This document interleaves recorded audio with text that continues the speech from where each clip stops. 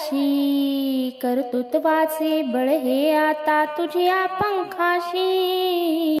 झेप घे झेप घे झेप घे आकाशी, कर्तृत्वाचे बळ हे आता तुझ्या पंखाशी. झेप घे झेप घे झेप घे आकाशी. वात्सल्याची प्रेमळ मूर्ती तुझ्यातच वसते, वात्सल्याची प्रेमळ मूर्ती तुझ्यातच वसते. आदिशक्तीचे मंगल स्वरूप सामर्थ्यात दिसते. झेप घे झेप घे झेप घे आकाशी, कर्तृत्वाचे बळ हे आता तुझ्या पंखाशी. झेप घे झेप घे.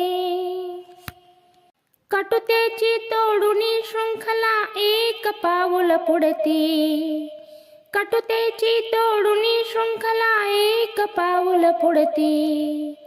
घरते देशाची प्रतिभेने तू साधतेस प्रगती.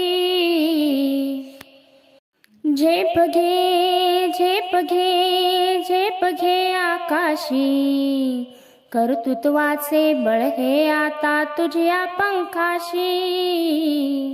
झेप घे झेप घे.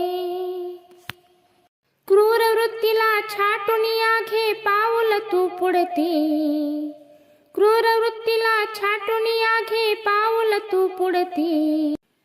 रणरागिणी तू संघर्षात दुर्गे परी झुंजती. झेप घे झेप घे झेप घे आकाशी, कर्तृत्वाचे बळ हे आता तुझ्या पंखाशी. झेप घे झेप घे. तुझ्या शौर्य साहसाचा इतिहास पानावरती, तुझ्या शौर्य साहसाचा इतिहास पानावरती. जिजाऊ तू लक्ष्मीबाई, सावित्री क्रांती ज्योती. झेप घे झेप घे झेप घे आकाशी, कर्तृत्वाचे बळ हे आता तुझ्या पंखाशी. झेप घे झेप घे झेप घे आकाशी. झेप घे झेप घे. Good morning everyone. My name is Srinidhi Sandeep Ramani. I am learning in 5th C. Today we are celebrating International Women Day. It is not just in a calendar, it is a recognition of tireless spirit of women. नमस्कार, मी रेवती संजय कळक, सरस्वती हायस्कूलमधील इयत्ता 5वी तुकडी क मध्ये मी शिकते. आमच्या शाळेच्या भीतीपत्रिका प्रमुख so Bharti मॅडमांनी आम्हाला सांगितले की तुम्ही महिला दिनानिमित्त भीतीपत्रिका तयार करा. म्हणून आम्ही आमचे वर्ग शिक्षक श्री खोतसर यांच्या मार्गदर्शनाखाली ही भीतीपत्रिका तयार केली.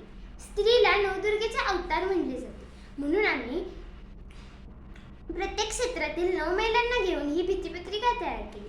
सर्वप्रथम आमच्या शाळेच्या महिला शिक्षिका, त्यानंतर राजकीय महिला, समाजसुधारक महिला, विज्ञान क्षेत्रातील महिला, क्रीडा क्षेत्रातील महिला, संगीत व कला क्षेत्रातील महिला, तसेच उद्योग क्षेत्रातील महिला व महिला संत यांची माहिती संकलित करून ही सुंदर अशी भीतीपत्रिका तयार केली आहे. सर्वांना सर्वप्रथम महिला दिनाच्या खूप खूप शुभेच्छा. नमस्कार, माझे नाव उत्कर्षा दिलीप पाटील. मी आपणा सर्वांना महिला दिनानिमित्त काही 4 शब्द सांगणार आहे. ते तुम्ही शांत चिंतेने ऐकून घ्यावे अशी माझी नम्र विनंती.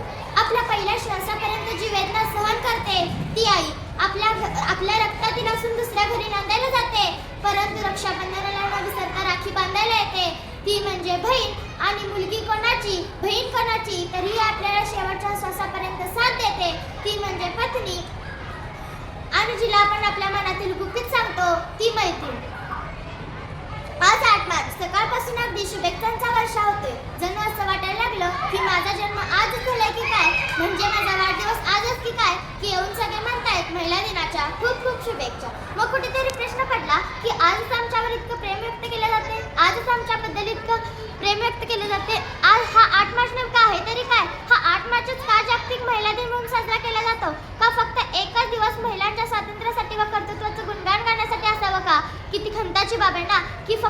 365 दिवसांपैकी फक्त एकच दिवस आपण महिलांच्या कर्तृत्वाचं गुणगान गात असतो. या त्यांच्या दररोजच्या धाकधकीच्या जीवनातून त्यांना आपण एकच दिवस मुक्ततेसाठी देत असतो. खरंच मुक्ततेसाठी देत असतो का? अगदी महिला दिनाला असं वाटतं की बैलपोळ्यासारख्या बैलासारखं झालं की काय. जसं शेतकरी आपल्या बैलाला स्वच्छ आंघोळ घालतो, स्वच्छ धुतो, त्याला खाऊ पिऊ घालतो, त्याच्या अंगावरती झूल पांघरतो आणि त्याला आपल्या गावातून वाजवत गाजवत मिरवतो आणि त्याच्या दुसऱ्या दिवशी परत त्याला घाण्याला झुलतो आणि कष्टाच्या कामाला सुरुवात करायला होतो. असंच काही स्त्रियांचं झाले. महिला दिनापुरतं कौतुक करायचं आणि दुसऱ्या दिवसापासून मात्र कसलाही त्यांचा विचार न करता त्यांना कामं करायला लावायची. खरं तर कर्तृत्ववान स्त्रियांचं आयुष्य इतकं छोटं नाही. असं म्हटलं जातं की स्त्रीचा पुरुषाचा पगार विचारू नये, स्त्रीचं आयुष्य वय विचारू नये. जाता जाता एवढंच म्हणतं की प्रत्येक स्त्री जन्मदाती, स्त्री ही मनोहराचा वसा, स्त्री घराचे घंटन, स्त्री ही महान कार्य. एवढे बोलून मी माझे भाषण संपवते. जय हिंद, जय महाराष्ट्र. धन्यवाद.